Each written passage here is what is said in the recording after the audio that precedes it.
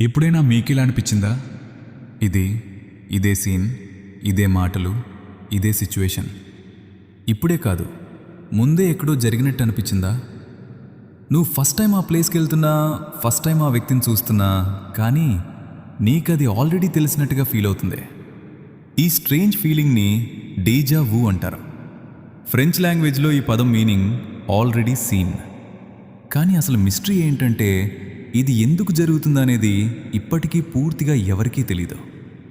కొంతమంది సైంటిస్ట్ చెప్తున్నారు, మన బ్రెయిన్లో ఒక చిన్న గ్లిచ్ అవుతుంది అంటున్నారు.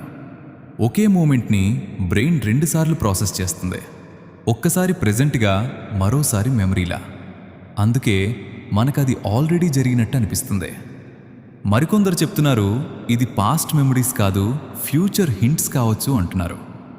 మరి ఇంకొందరు ఇది ప్యారలల్ యూనివర్స్ ఎఫెక్ట్ అంటారు. అంటే మరో ప్రపంచంలో జరిగింది మనకొక గ్లింప్స్గా కనిపిస్తుందట. ఇది నిజమా, లేక మన బ్రెయిన్ ట్రిక్కా?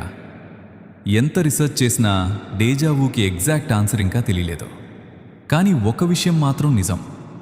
నువ్వు డేజావూ ఎక్స్పీరియన్స్ అయినప్పుడు నీకు 1 సెకండ్ పాటు రియాలిటీ కూడా కన్ఫ్యూజింగ్గా అనిపిస్తుంది.